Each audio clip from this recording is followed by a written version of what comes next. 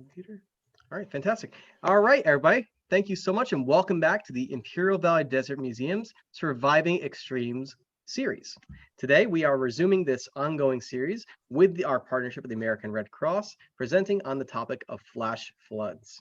The Imperial Valley is a really unique location, one that is truly marvelous, wondrous in its natural beauty, natural resources, but it is also home to a number of natural forces which do pose threats and constant challenges to our understanding and way of life. As I like to say, we live in a land of extremes.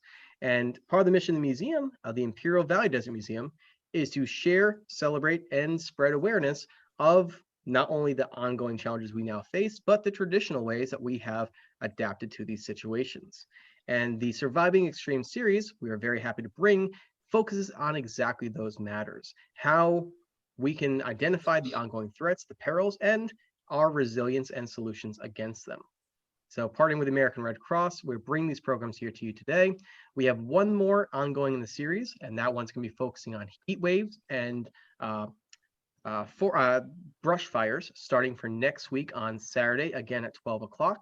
And if you have not yet had a chance to come in and visit the IVDM, we are located in Ocotillo, California, and our doors are now open. We officially reopened our grand reopening this past Wednesday. So if you enjoy this and want to learn a little bit more about your deserts, please feel free to stop on by. And with that in mind, no further ado, I'm going to be turning our event over here today to our guest speakers from the American Red Cross, Sarah Lee Sandoval and Angel as well. Angel, Sarah Lee, floor is yours. Thank you so much. Thank you, Dr. Wagner, for having us today. So I'll be sharing my screen. So can everyone see it now? I can see. Okay, thank you. So, hi everyone, welcome. So today we'll be talking about flash floods preparedness.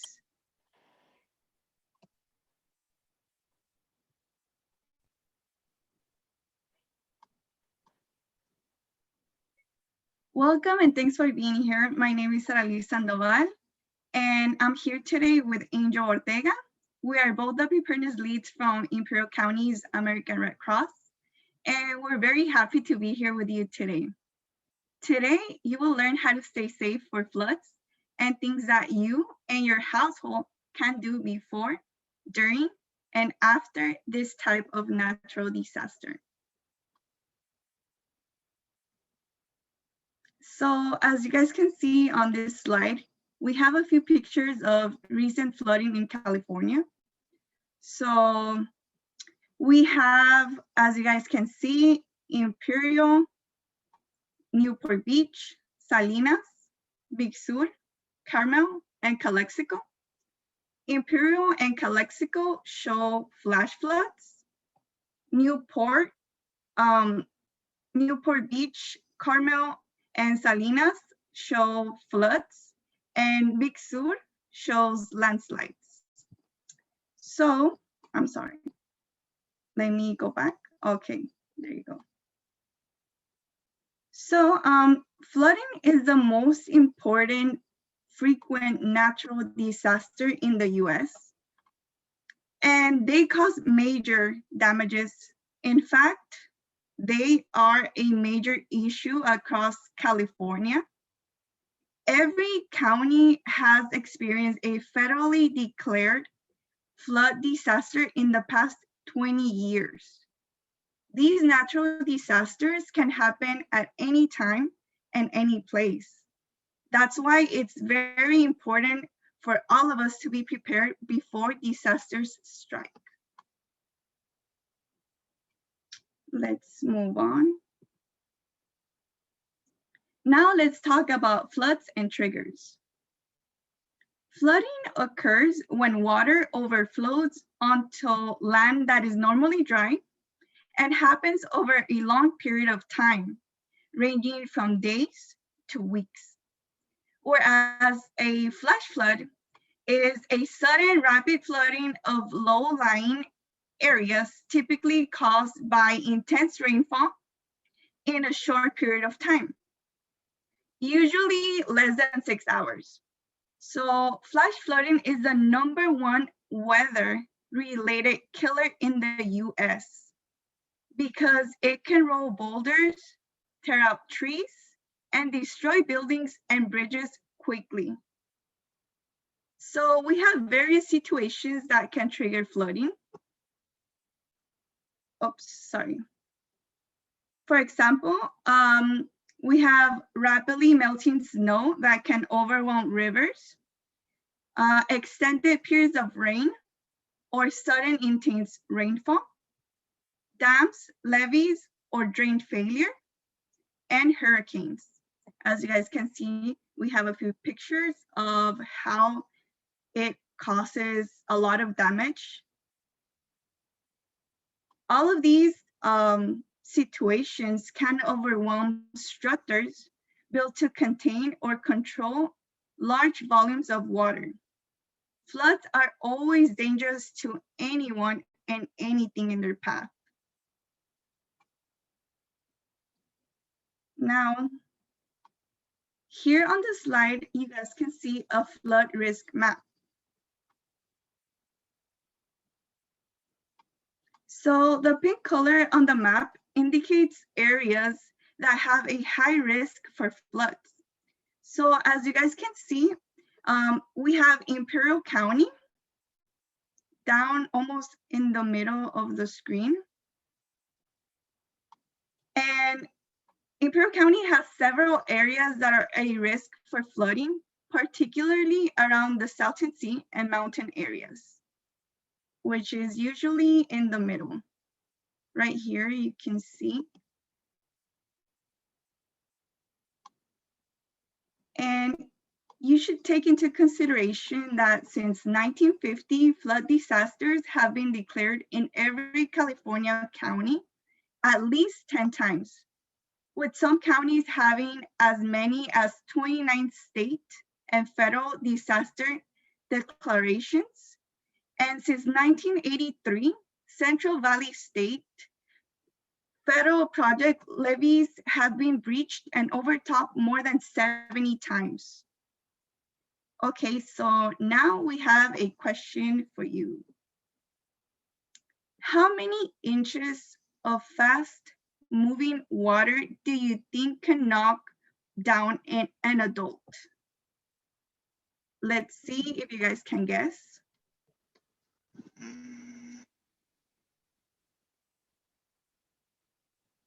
It'd have to be a lot.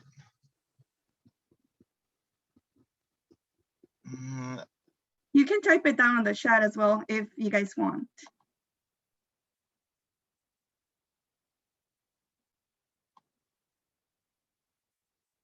So I'll ask the question again. So how many inches of fast moving water do you think can knock down an adult? And you guys can guess, it's totally fine.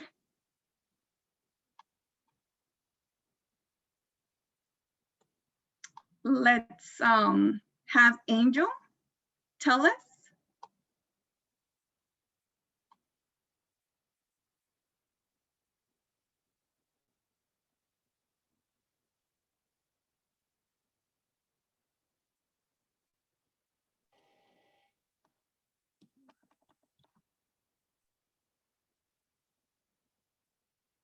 Or let's move on with Dr. Bregner. Dr. Bregner, are you able to see any answers on the chat? We had two answers submitted. One was from me and one was from Mark. Mark estimated 6 feet. I severely lowballed, and my guess was 6 inches. Okay, so thank you both for participating. So the correct answer is just 6 inches. So you got it right, Dr. Regner. So I promise I was not previously trained on this. Definitely. He's not with us with the American Red Cross. He knows a lot more by now. So yes, just a mere 6 inches of fast moving flood water can knock over an adult, and that's not a lot. So let's move on. Now we have flood risks. Okay, so no matter where you live or work, some risk of flooding exists. Every year in the United States, floods kill about 93 people and can cause billions of dollars worth of damage. Rising waters damage land, buildings, roads, and other property. Aside from the immediate dangers of flood waters, floods leave behind additional risks, which are flooded areas that are often covered with mud, silt, and sharp or heavy debris. Flooding can trigger landslides.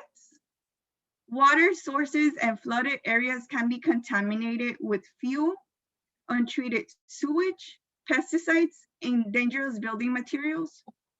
People can also become ill with diarrhea and respiratory illnesses when drinking water isn't safe. Also, sanitation and electricity are unavailable for days or weeks. So exposure to flood water increases the risk of infections to open wounds and mosquito-borne diseases as well. Also, floods leave behind mold, which can continue to cause damage and make people sick long after the flood.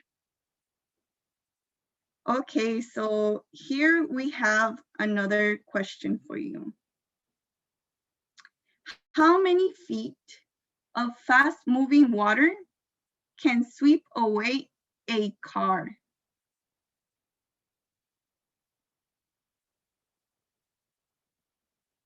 And you guys can put your answers in the chat.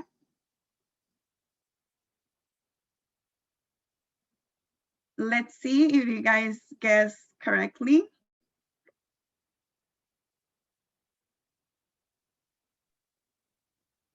Okay, this time I could actually give the answer if you want. And it just takes 2 feet to move a vehicle. So, I mean, that says a lot right there. Okay, so yes, definitely. Just 2 feet of rushing water can carry away most vehicles, including SUVs and pickup trucks. So never try to drive across rushing flood water. And also, if you live in a flood area, consider buying flood insurance as well.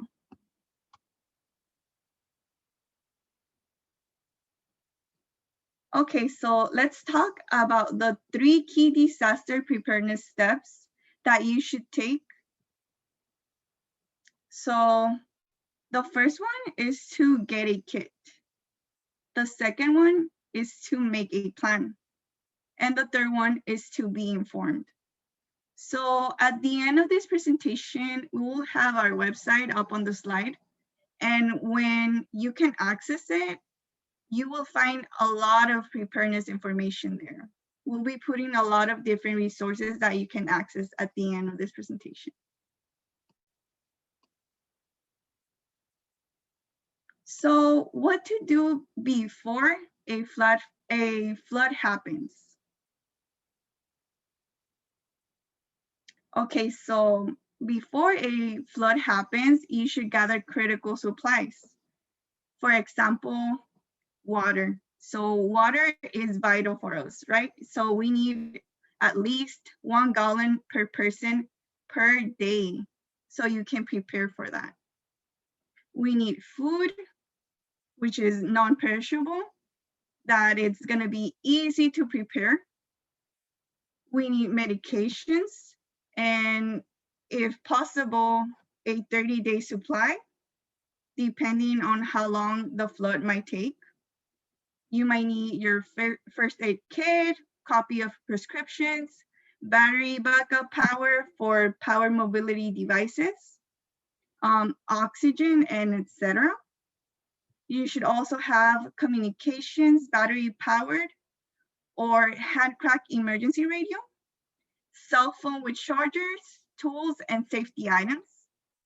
And also things for hygiene and sanitation, protective gear, baby supplies, pet supplies if you happen to have pets, cash and keys, of course, so you're not there stranded, and then comfort items.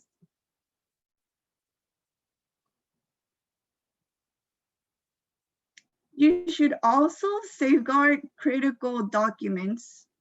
For example, papers, phone numbers, and important documents, identification, such as driver's license, passports, social security cards, important contact information for family members,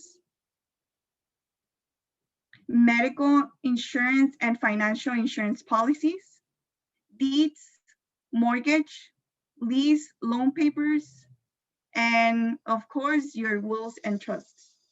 So safeguarding all those documents can help you recover right away. So keep that in mind.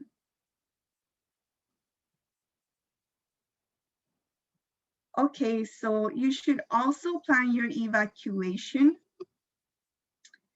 It's a good idea to know if you live or work in a flood zone, and you can find out by visiting the FEMA website. So we have the link up here on the slide. And you should also be aware that floods may require you to evacuate quickly. So you should ensure that your household has a plan to evacuate and you've discussed it ahead of time. This includes your pets as well. So don't forget about them either. You should become familiar with the land around you and learn whether past floods have occurred in your area. Learn about your community's flood disaster and evacuation plans. Everyone in your household should have at least 2 routes out of your community.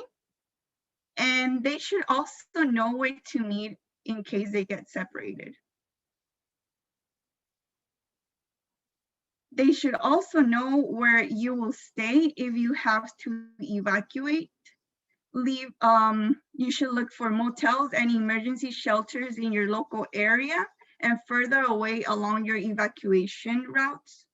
And also think that if you might not be able to have your own transportation, you should plan ahead how you will evacuate for a safe place as well.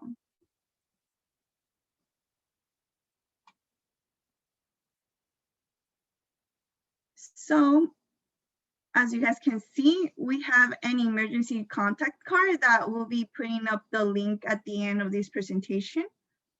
And you should also try to make a communications plan to reconnect with your loved ones in case a flood happens. And of course, this will all be useful for you to have in case your phone dies and you don't have your family members' contact information. So you should be able to carry this emergency communications plan in your wallet or in your purse whenever you might not be able to have your phone with you. And you should have a backup battery for your cell phones, complete a contact card for each member of your household and ensure they carry it everywhere, of course. Family members, medical contacts, insurance agents, information as well. And designate an out-of-town contact who can help your household reconnect if you don't happen to reach your family members. And know that text is always better because a text may go through when a phone call may not. So plan a meeting spot so you can reconnect when it is safe to do so.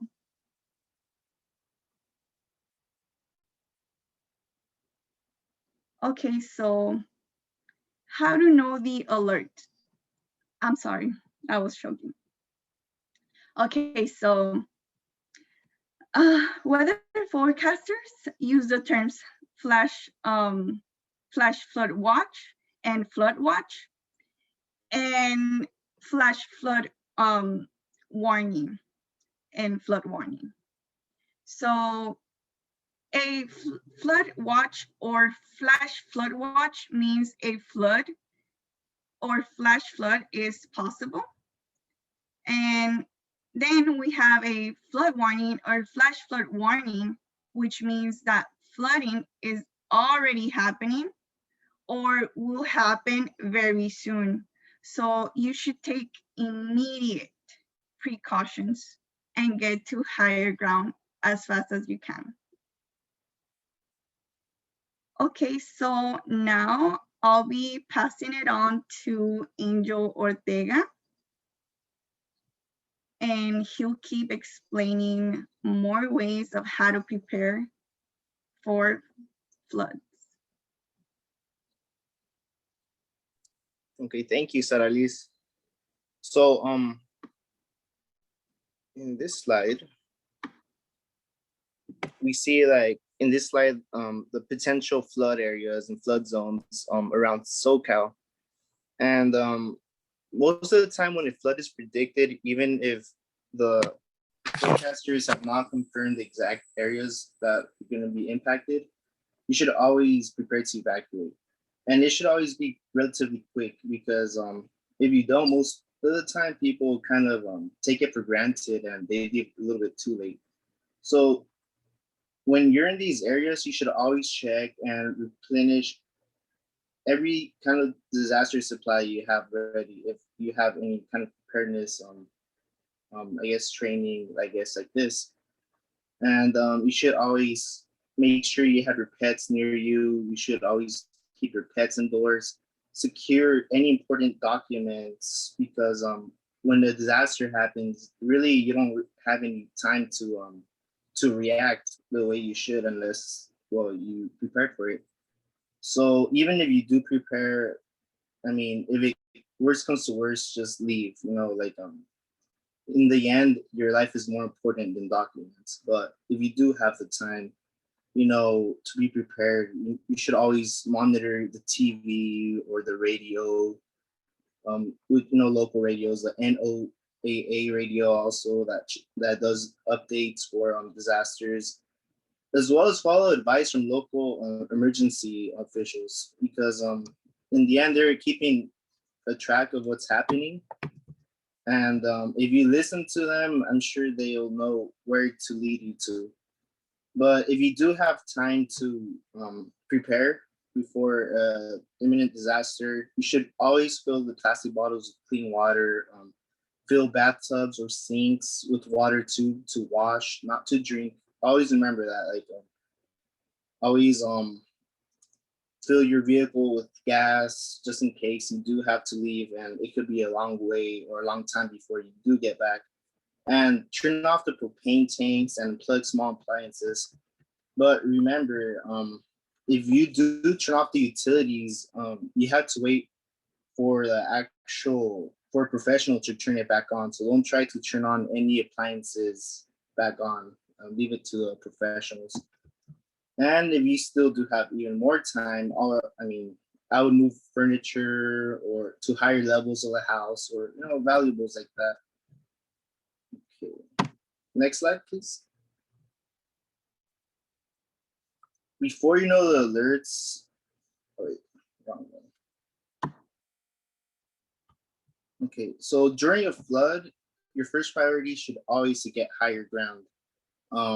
Water comes in really fast, and sometimes this may be deceiving. You know, I always think of a good example of when a flood happens. Well, really, I don't know if you've seen the YouTube videos of floods, but it always starts like in waves, kind of like the first wave is just very little, but then by the time the water does reach your feet and those 6 inches, rise, it's gonna knock you down, and there's really gonna be no way to overcome a flood because they're so powerful. The way the water moves boulders and and trees and branches like that is really crazy. So always go to higher ground for this. Stay away from underpasses, dips, low spots, canyons, washes, riverbanks, because it'll just become a river, really. And there's no chance we're gonna beat a river. We're just like 100, like you say, 50-pound like person isn't get taken down. Don't walk through flood waters because, like I said, 6 inches of fast flowing water can knock you down. So if you're around and you see a flood, there's a little saying we say, and it's turn around, don't drown. And it's pretty simple because it says it all right there, turn around, don't drown, because if you just go into it looking, you're just asking for trouble. That's really what it is. And it's always almost impossible to determine how deep the water is. So to us, it might not seem that deep, but then once you go through it, the water could just drop. And especially if you're not familiar with an area, most people just they go travel or they go hiking without realizing that they're in a tough situation. Like a couple years back, there was a couple of hikers, and I think it was in Utah, where there was it was like a sunny day, and it rained, somewhere that kind of miles away. And in that little bit of time from the moment it rained, everything went flowing, and people lost their lives that day. So you always have to remember, like I said, turn around, don't drown. If you are caught in a vehicle or on a flooded road and the water is rising rapidly, just get out of the car. Don't risk it. A lot of times, many people like say, I always remember the 2011 tsunami, that it was a flood in a way, but still tsunami. Like people stay in their vehicles, and that's why a lot of people died that day, because they didn't want to lose it or whatever the thing is. But the most important thing is that you have to keep yourself safe and your family safe. So avoid floodwater and don't let children anywhere near it, because they could easily get taken away.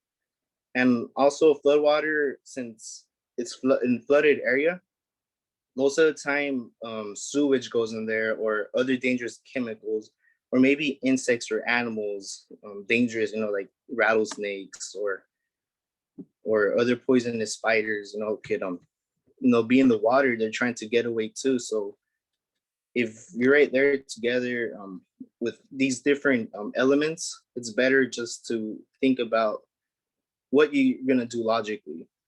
Don't panic.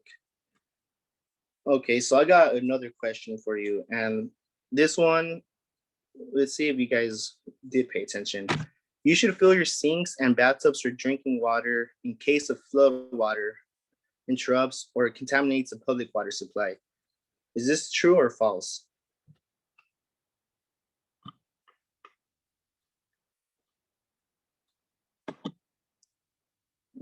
I'll wait a little bit to see what your answers are.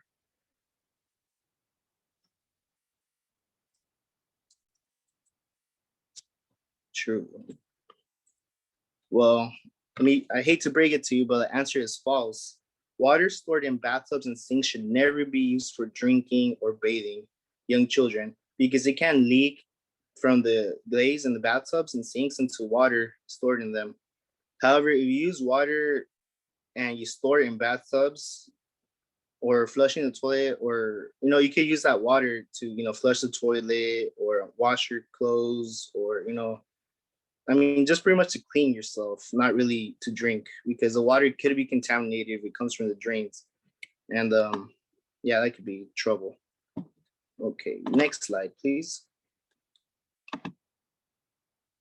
Okay, so wildfires and burn scars play a major role in flash floods, because most of the time everything gets charred up and it could change the whole landscape.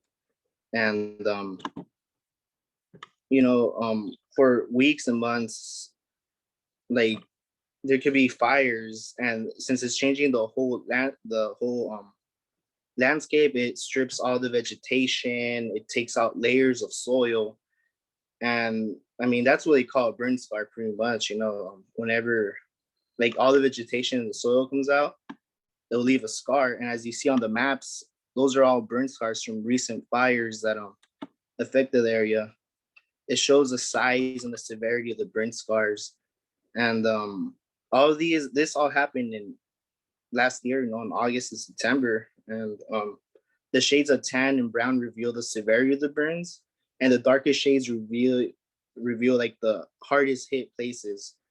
So like now, like because what happens in fires is there's weathering and it breaks up rock, and that's pretty much the foundation to most mountains, and it's holding so much soil. But then after there's a fire, there's soot, there's ash, charred stems. Nothing is left except these things I just said.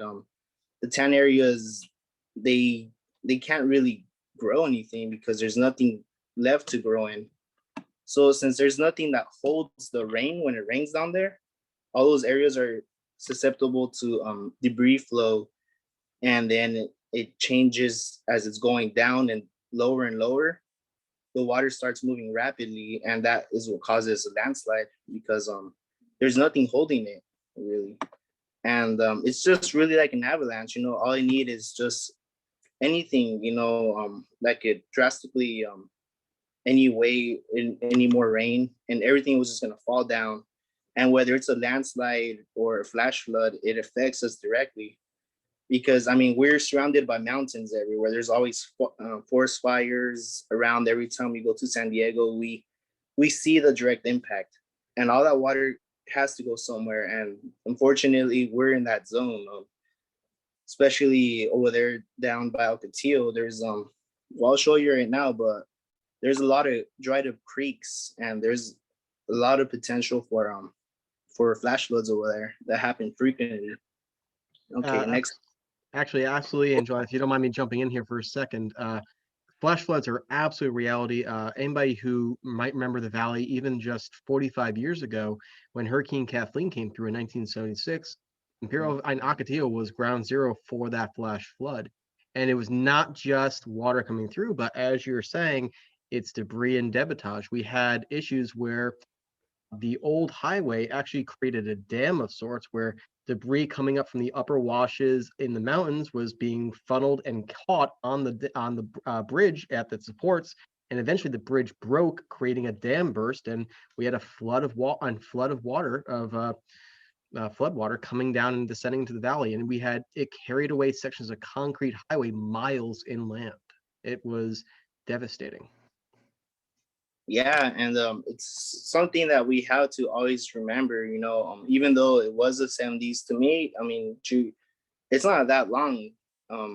People remember that, and it's something that we should hold on to those ideas and thoughts, because people take it for granted, and that's really the downfall for a lot of us is we don't take it as serious, especially if it's something from what we perceive to be a long time ago. So always remember the history. I always think, it prepares you for the future. Okay, so next slide, please. And right here we see pretty much how it works. You have the before image where, the trees are rooted.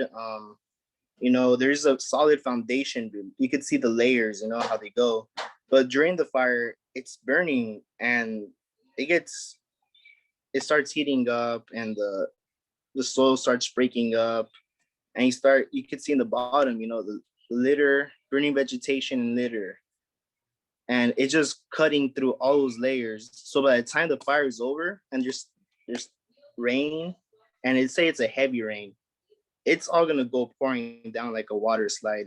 Right there it says water repellent soil. So it's repelling all the soil away, and it's taking it somewhere. And unfortunately, in the 70s, that's what happens. The water just slides down, and it goes through these creeks. And these creeks happen to be on roads and houses.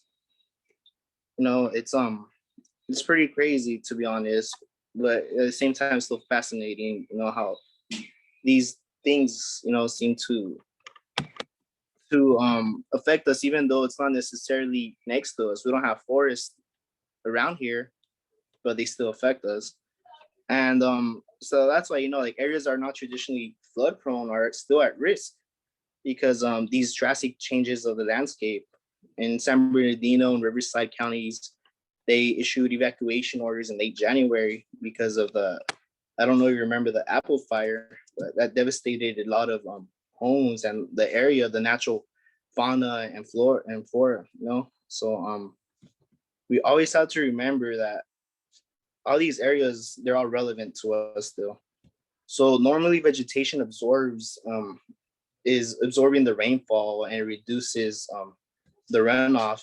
But since everything is burnt, the soil particles, they become coated with water repellent compounds, making it less likely for water to penetrate the soil.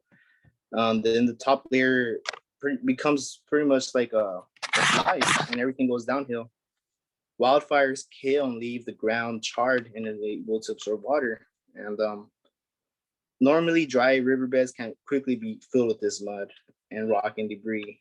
So a lot of people do get hurt from that. They just think it's just water, but as you said, there's lots of other risks. There's branches, even cars, boulders.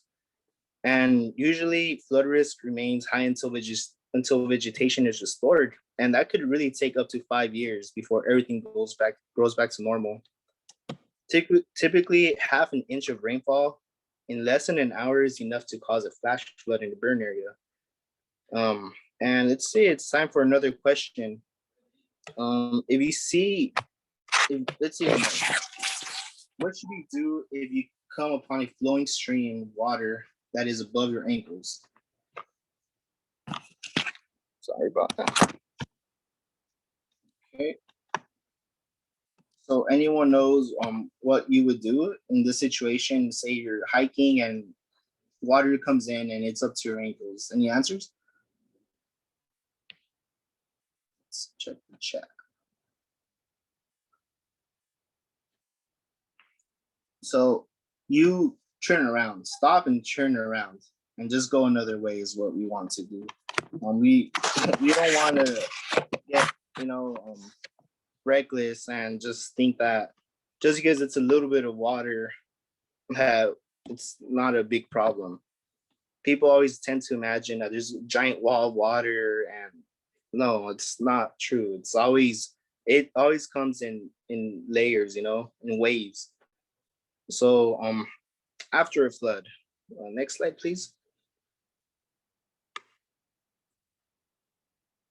In the aftermath of a flood, make sure the rain stops and the flood has passed or drastically reduced, and check for injuries, from friends or loved ones that might have been affected. Always remember when you're driving to avoid flooded roads, like I said, turn around, don't drown.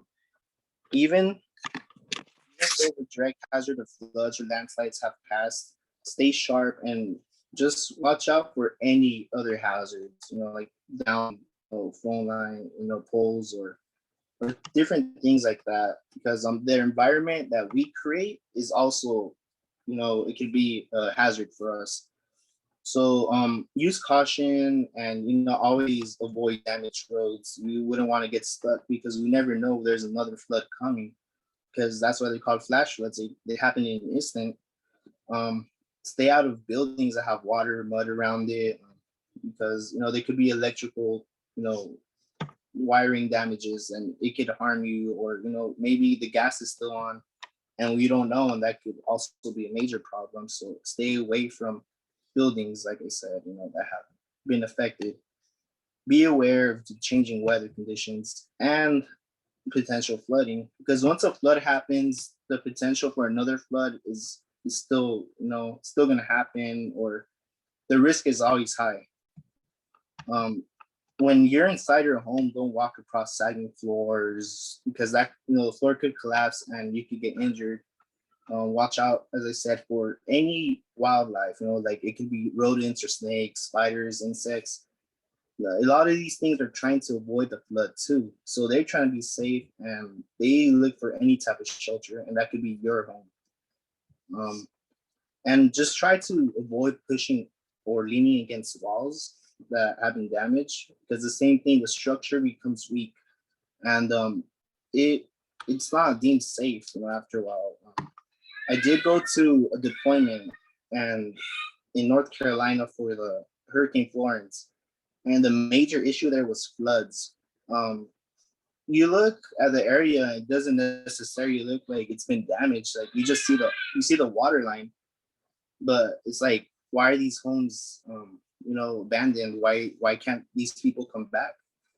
But it's because what I said, like the structures of these homes, they become weak, and like Sarali said, there's mold. So that mold actually could get on your skin, on your arm, in your lungs, and it becomes real nasty, because it just becomes an issue with breathing, and it's really sad, especially when it's your own community or loved ones. You don't want any of that.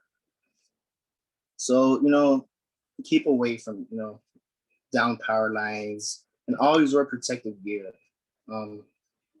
And when you are in a location like this, always remember to have a flashlight. Don't use anything with flames, because if, say, the gas isn't turned off, or other chemicals might be out there, so that could be a potential danger too.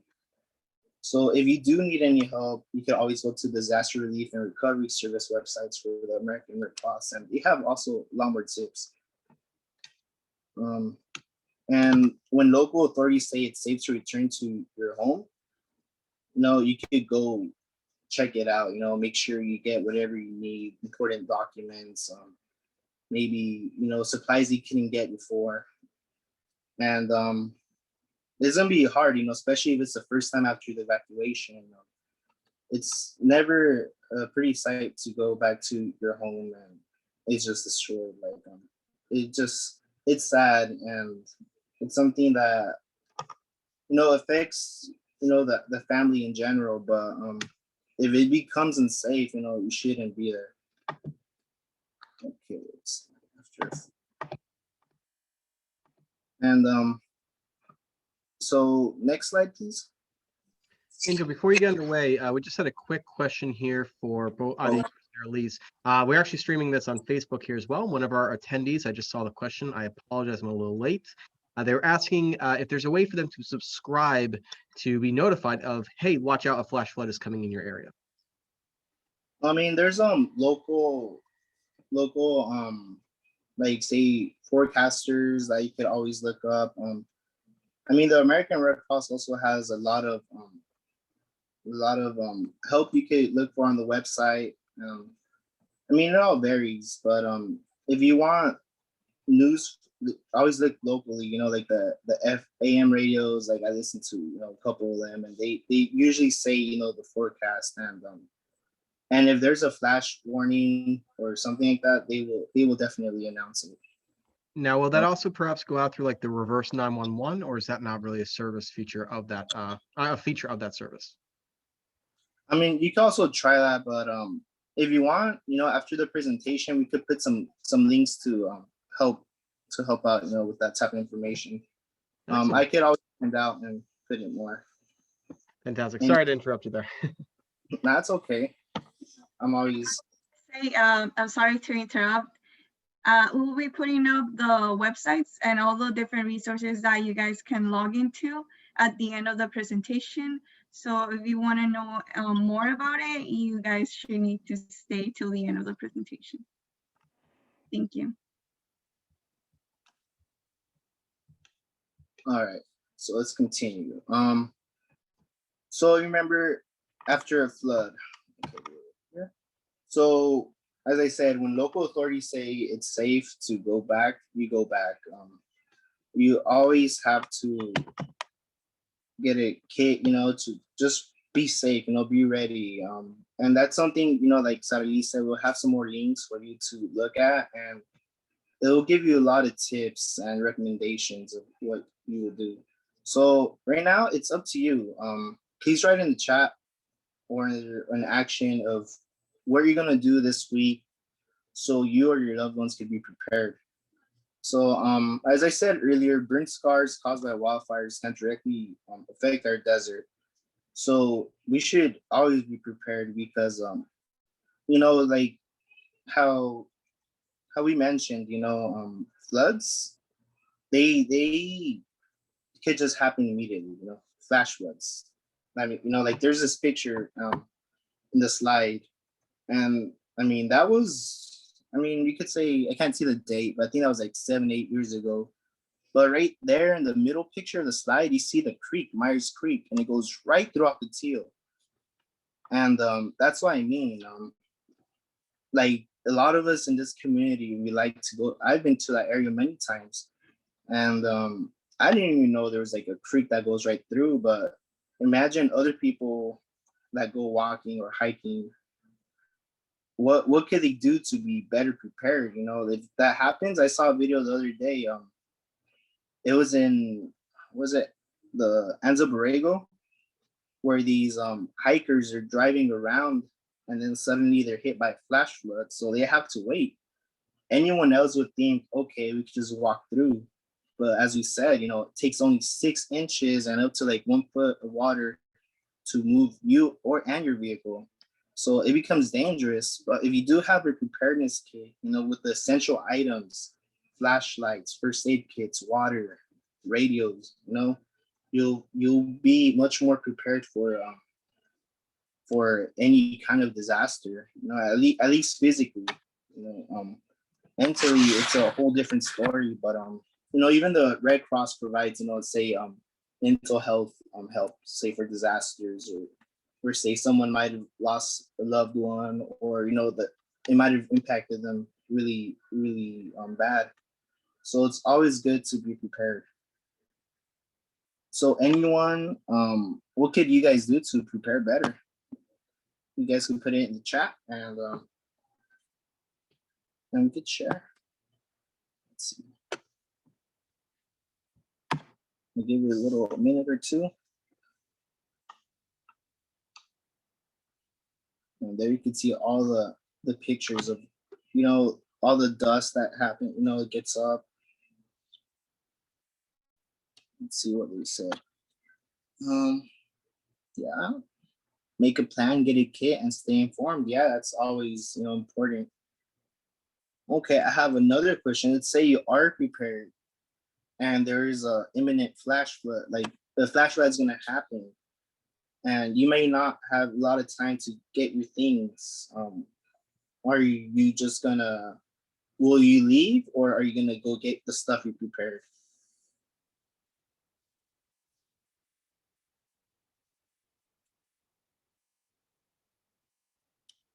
So I'm just gonna answer that one, and you just leave. Like, say you do have something prepared there, and there isn't enough time. Just get out. It's not worth it. That's what we do on presentations. Called the Pillowcase Project for kids, and we practice disasters and give them scenarios. And that's one of the questions we give them. Okay, so you have your pillowcase and all your stuff in there, but as things are happening, it becomes hectic. You gotta just leave your things if it means that it gets in the way of your safety. It's never worth getting your resources. I mean your preparedness kit. So we have useful resources here. It shows we have like hard copies and booklets of safety checklists. If you're interested, like Sadie said, in the end we will share these. We have also, if you're interested, please write your email address in the chat and we can reach you. Also, the Red Cross has a great emergency app, and it will inform you of any disasters that in your area, and it could provide steps to, for what to do next. So make sure you connect with us for even more preparedness tips and community information. And finally, the right-hand side has some good websites you should check out for more info and the topics we covered. But they also have more information of different types of disasters. It's good to be prepared. We travel with. Okay. Next slide, please. So there's always ways to help, and I would say, you could volunteer, and there's different jobs, different activities, and variations into being a volunteer. If for for me, I've always been in the disaster action team where we go and assess or assist, families that have been affected by natural disasters or home fires. And like right here, we got the hot shots that they install the fire alarms. Like right now, we're doing a sound the alarm event where we call the community and we give them the survey, and it's just more of an information, I guess, into disasters, into home fires safety, wildfire safety. And in the end, after we do, like, say, a quick survey, we install their alarms, once they let us, go back to installing them. But we write down pretty much, we document who we helped and who wants an alarm. And then we also have the blood delivery drives. And they just help with the blood drives, and that blood helps, for donations for people that need blood transfusions.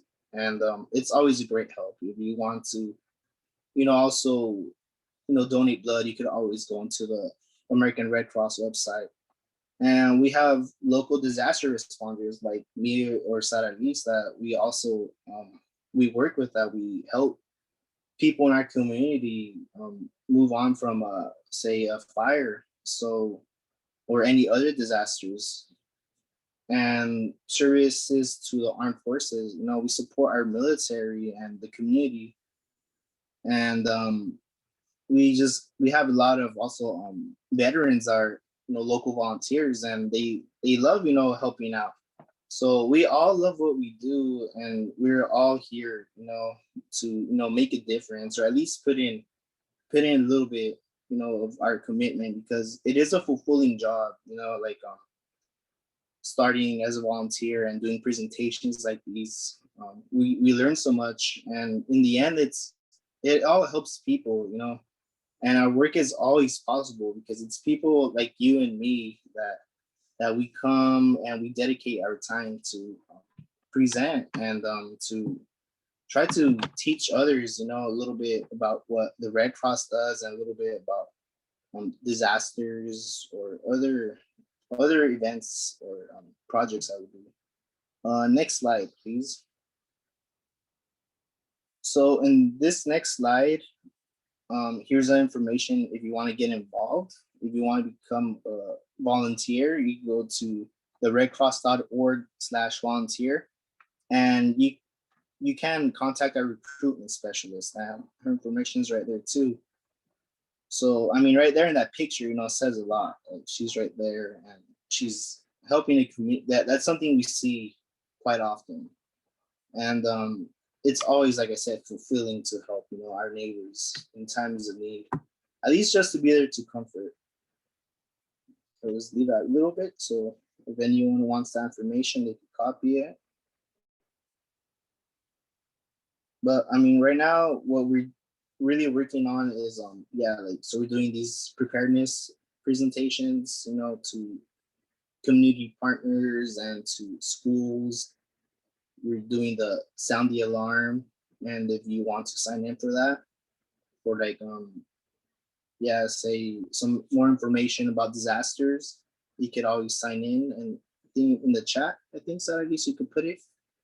And that's just how he said, it's just a phone call, like a survey, 15 20 minutes of home fire safety, wildfire safety, disaster safety. And in the end, if you want, you could sign in to get a free smoke alarm, which could be installed in your house for free. Okay, next slide. So as the